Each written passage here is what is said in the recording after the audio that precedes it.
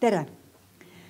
Mina kuulusin Rakenduskunsti Sihtkapitali esimesse koosseisu ja oma töökoha tõttu kunstimuuseumis, mille eelarve on kaetud riigi poolt ainult osaliselt ja ligi 40% ulatuses lasub muuseumil oma teenimise kohustus.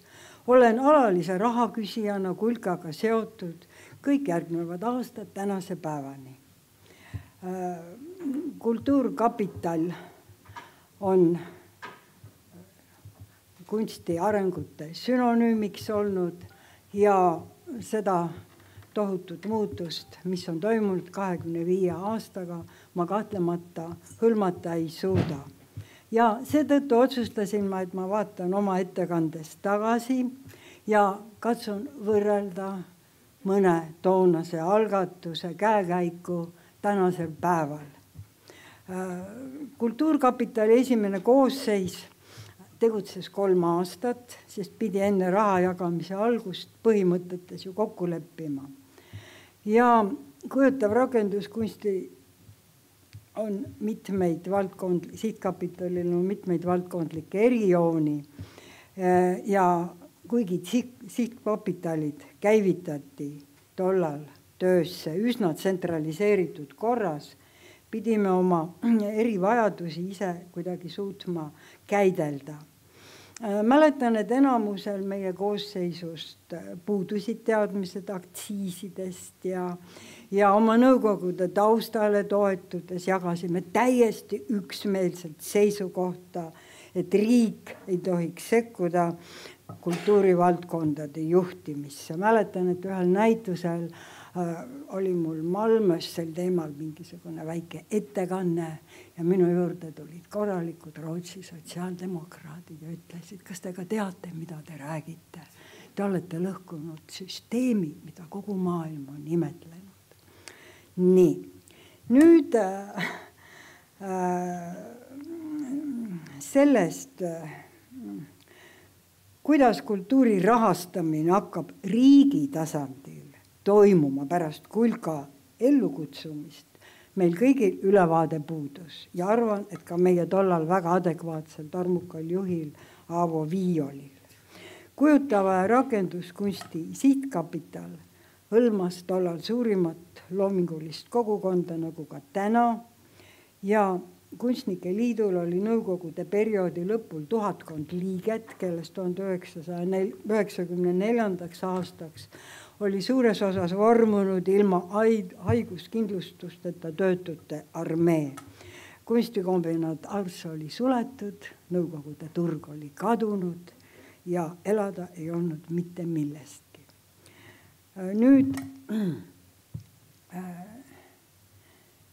monoliitne kunstnike liit hakkas just nendel aastatel lagunema ja jagunema iseseisvateks erialaliitudeks. Ja just nendest liitudest tuli Kulka subjektid, kes hädasti vajasid kapitali toetust oma elu jätkamiseks. Mina isiklikult mäletan, et me puutusime juba oma esimesel koosolekul kokku situatsiooniga, mis iseloomustab Kulkat tänase päevani. Nimelt kohustus toetada riigile kuuluvaid kunstiinstitutsioone, mis võtab Kulkalt, nagu nad täna räägivad, ära nii otsustusõiguse kui identiteedi. Enamik Kulka esimesest koosseisust olid seotud laostuva ja motivatsiooni minetanud EKAga, kes selle peamise nimel oli alustamas ümberstruktureerimist, uute kunstialade sissetoomist programmidesse, uute inimeste värbamist ja ta vajas hädasti vahendeid, mida haridusväli toona talle üldse ette ei näinud. Ma pole küll tollaseid jaotusi hiljem näha saanud, kuivõrd Kulka esimeste tegevusaastate arhiiv ei ole kättesaadav. Ent ma mäletan väga hästi esimesi taotlusvoorusid, mis ei tulnud kaugeltki mitte töötute kunstnike armeelt, vaid riigiasutustelt. Mäletan, et meie koosseis langetas väga emotsionaalsed otsuseid toetada kõiki hädas olivaid riigiasutusi. Ega ei hakatud tollal uurima riigiasutuste ja kulka suhete probleemide tagamaid. Leidsin selle küsimuse kroonilisest lahendamatusest märke, kui kulka praegune esimees Kertu Saks 2018 esines Postimehes kulka teemadel, kirjutas Postimehes kulka teemadel ja võtsin sealt lõigu nimelt. Kertu Saks ütleb, et tegime kokkuvõtte haridusvaldkonna taotlustest ja leidsime, et meilt taodeldakse igal aastal enam kui 1 miljoni eest toetusi tegevustele, mis on seotud õppetöö või lausa kraadiõppega. Kas ja või kui suures ulatuses peaks need tegevused olema kulka rahastada, vajab debatti haridusministeeriumiga. Debatti vajati juba 1995. aastal. Vahel ongi, ütleb Kultuurkapitali esimees, keeruline määratleda, kust algab loome ja lõpeb õppetöö kui vastupidi. Küsimus on tegelikult retoorikas, aga selle juurde me veel jõuame, kuidas kulka retooriliselt on 25 aasta jooksul arenenud. Sealjuures on väga huvitav teema, miks ta on arenenud. Üldiselt eelmise nädala miiting Stenbocki maja ees osutub, et ka altpoolt otsitakse küsimusele lahendust. Kujutava ja rakenduskunsti sihtkapitali abil toel elasid kohutavad 90ndad üle mitmed Eesti kunstile olulised institutsioonid eesotsas juba enne sõda oma tegevust alustanud kunstihoonega, mis oli tollal küll Kunstnike Liidule kuulus sihtasutus, kuid rahastamine lasus alates 90ndate keskpaigas suures osas kulka õlgadel. Nüüd midagi positiivset riigi kohta. Lahendus leiti 2018, nii 25 aastat hiljem, kui kunstihoone hakkab tegutsema riigi ja Eesti Kunstnike Liidu ühise sihtasutusena ja alates 2019 on siis kunstihoone tegevus täielikult riigi rahastada. See tähendab siiski, et kunstiteoste valmimise kulud, teoste produktsioon ei ole kunstihoone poolt tagatud ja kogu näituse korraldamisega seotud kulu on siiski ministeeriumi poolt kaetud. Esimene sihtasutus puutus kokku kunstimõiste radikaalse teisenemisega, klassikaliste kunstimeediate taandumise ja täiesti uute seninägematute tekkega. Kunstinäitus tänapäeval ei tähenda X koguses pildi riputamist seinale, vaid uute teoste suuri produktsioonikulusid, uusi tehnoloogiat, pikka ettevalmistusprotsessi, absoluutselt veenvad rabavat ideed kunstniku poolt, helitootmist, montaaži ja reeglina institutsioon, kes näitust korraldab, kõike seda kinni ei suuda maksta.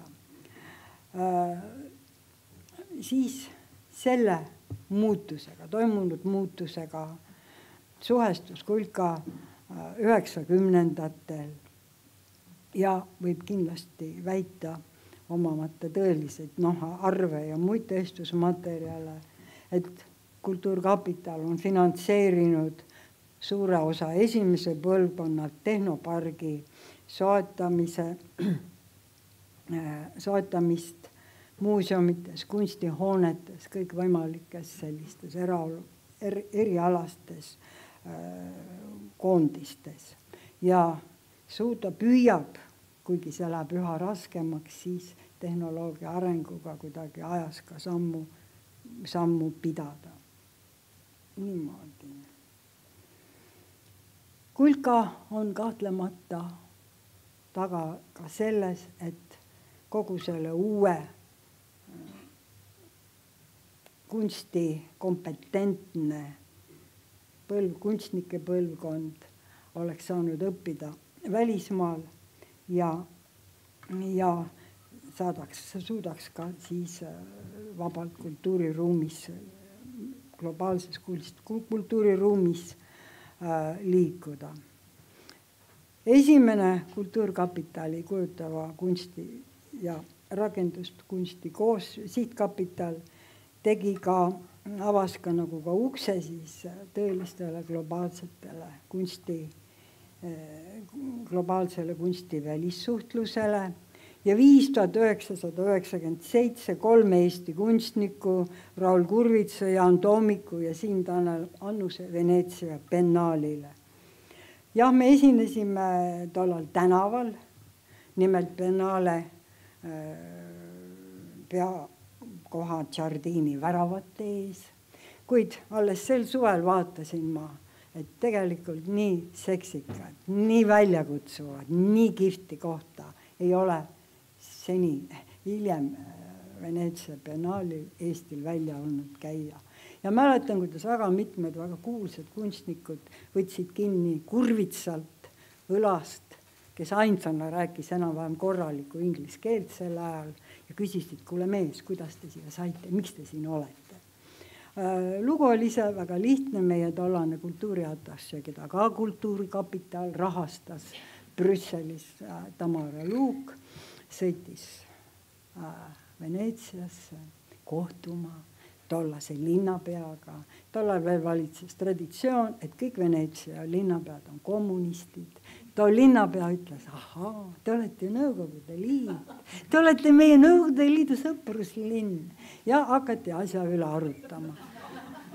Nii, nüüd see Veneetsia biennaali rahastati seda Veneetsia projekti alates 1999 pooleks Kultuuriministeeriumiga ja sellest sai peale Soorose ärakukkumist üks kaasaegse kunsti Eesti keskuse nurgakive. Alles 2011 läks projekt Kultuuriministeeriumi valdusesse ja siis vastutus selle taseme ja arenduse eest valitseb siis Kultuuriministeeriumi. Ise ma peaksin Veneetsia biennaali kõrval kõige jätkusuutlikumaks välissuhtluse ilminguks mittetulundusühing Tallinn Fotokuu tegevust, mis vastupidi siis toob kuulsad kuraatorid, kunstnikud, probleemid Eestis, Tallinnasse erinevatele näitustele ja on üles näidanud suurt haaret ja loomulikult ka tema saab toetuse Kultuurkapitalilt. Eesti kunstnik on tänaseks rahvusvahelistunud. Kunstnik on sageli Euroopas õppinud Kultuurkapitali kulul.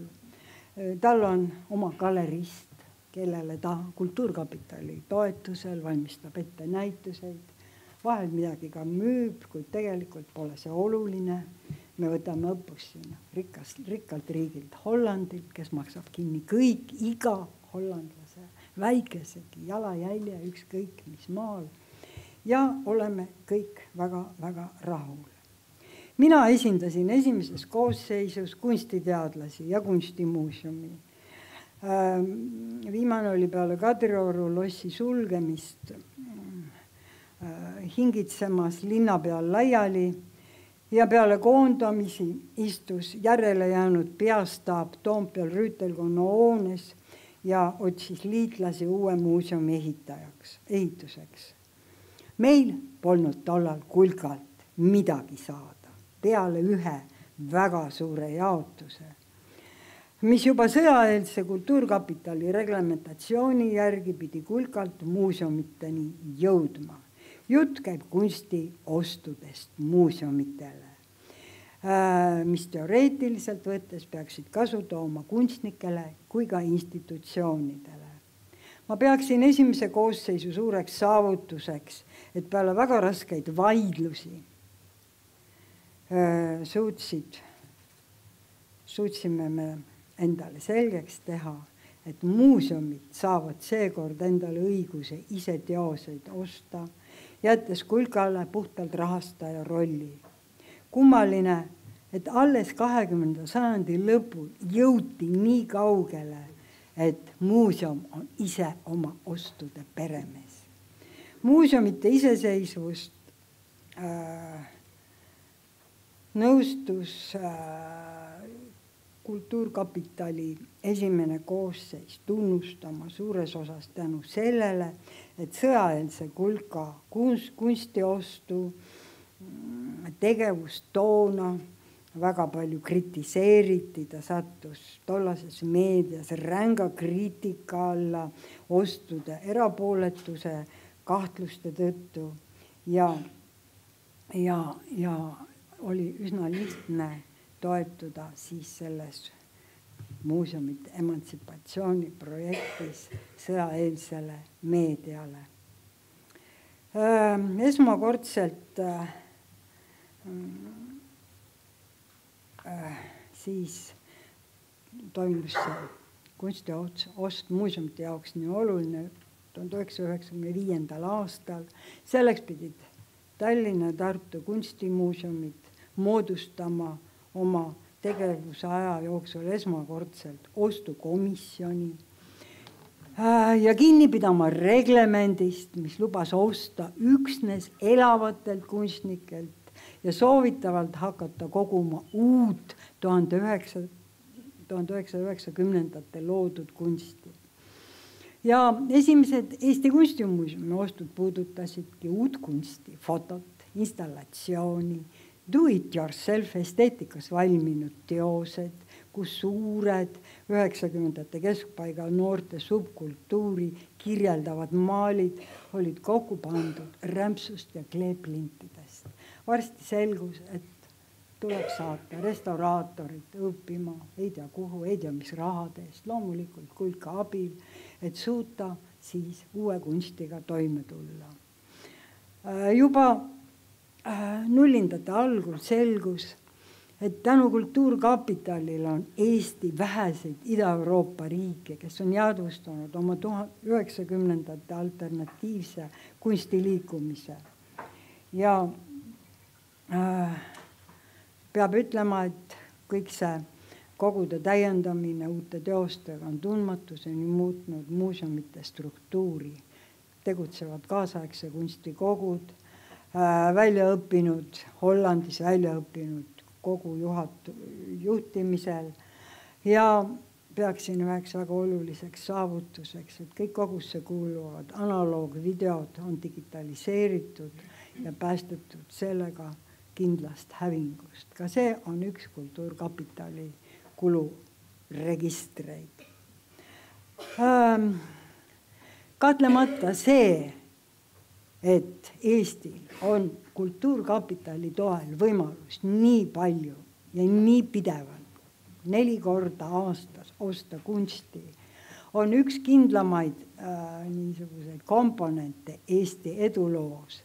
Ja kui näiteks meie kunstnikud, ütleme, ei esine kuskil Lätis või Riias niivõrd hästi kui tavaliselt, siis delikaatsed naabrid ütlevad, aga teie Kultuurkapital tööstab ju endiselt ja te ikkagi ostate kõike. Näete, meil see ei õnnestunud.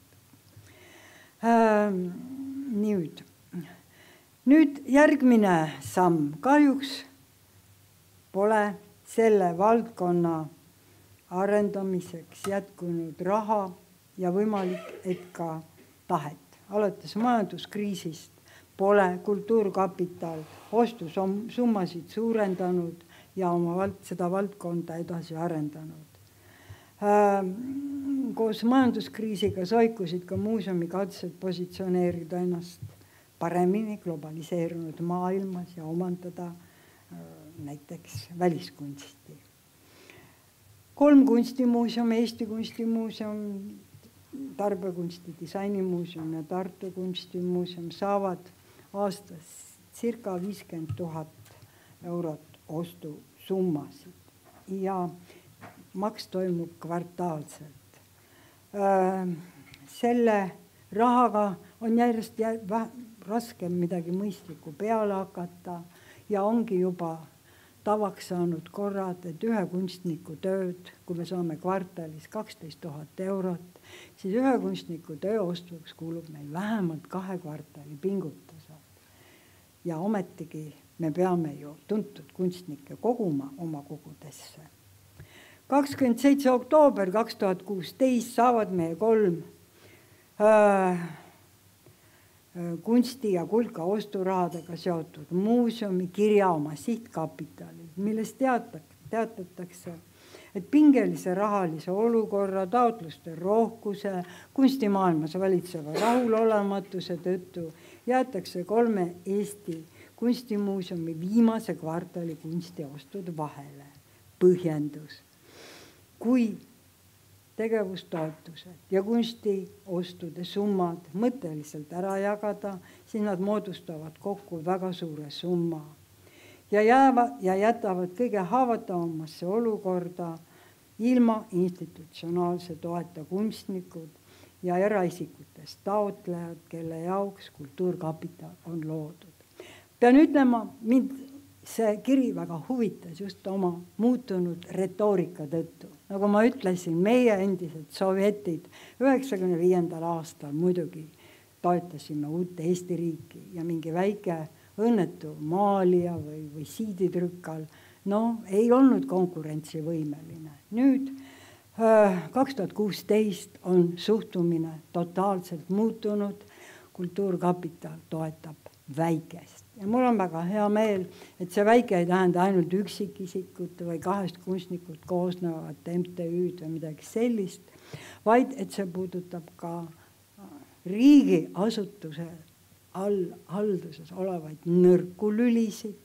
Ja siin on väga hea näide Tartu kunstimuuseum, kes erinevalt Kumust, kust käib läbi kogu laevaliiklus, turism, kõike muud, ei suuda Tartu väikses kunstimaailmas teenida seda 40%, täita seda nõuet, mis tal on tegevus ellujäämiseks vaja.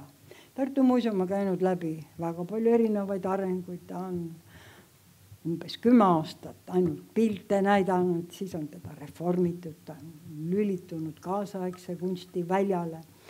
Aga ikkagi raha ei tule ja Kultuurkapital juba vähemalt, kui ma ei eksi, 4-5 aasta jooksul tasub kõik Tartu muuseumi tegevuskulud, mis on väga suur summa. See 40% tuleb Kultuurkapitalilt. Ma arvan, et paljudel riigiasutustel, kes on Kultuurkapitaliga nii-öelda partnersuhetes, on mitmed dialoogid mitmes küsimuses katkenud. Ja muidugi institutsioonid, muuseumid ei ole Kultuurkapitali majapidamises kuhugile kadunud.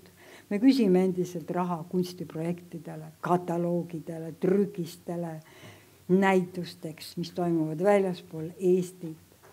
Kuid samas on tunda suhtluses, et kumbki probleem tegelikult ootab lahendust. Ja ma tahaksingi lõpetuseks öelda, et kui ma seda asja siin kirjutasin, ma olin sunnitud sõnastama sellise lause, et 80ndate lõpu, 90ndate alguse idealism, mis jättis paljud riiklikud institutsioonid Kultuurkapitalile rahastada, on osutunud lühinägelikuks ja ebarealistlikuks. Ning ma olen täiesti nõus kõikidega, kes kirjutavad, kaasa arvatud Kultuurkapitali esimees Kertu Saks, me vajame reforme ja uusi suundi arenguks. Niisiis, kultuuri rahastamine vajaks korrastamist ja täpsemat rollijaotust Kulka, kunstimuuseumi, teiste riigiasutuste ja institutsioonide vahel. Ma lõpetasin. Nii, kas on Jeha Komissarovile küsimusi? Mul on endal üks selline küsimus, et siin me nägime alguses neid kooke kui palju ja protsente, et kui palju siis antakse loominguks proportsionaalselt raha ja kui palju antakse investeeringuteks raha, et kuidas te siis kunstniku hingena vaatate selle peale, et väga suur osa raha läks ju Kumu ehituseks, aga kui proportsioon oleks teine olnud. Te panite tähele, et Kumu on oma ehitusvõlad tasunud. Jah. Ainsana. Et praegu ongi nüüd aeg natuke seda proportsiooni siis muuta, kui Kumu valmis on. Ei, ma lihtsalt mõtlengi, et et kui see proportsioon oleks olnud teine, võib-olla neid loomingulisi oste. Ma arvan, et kui seda Kumut poleks tulnud, oleks Eesti kunstimaailm näeks välja enam-vähem, no ma ei tea, nagu Lätis või Leedus, ta on väga proviintsi. Ostetakse üks töö aastas, no mida veel, pole panna kuhugile, tekivad tohutult paljud probleemid. Ei ole inimesi, kes nende tööde eest suudab hoolitseda, eks ole, kes selle süsteemiga töötab.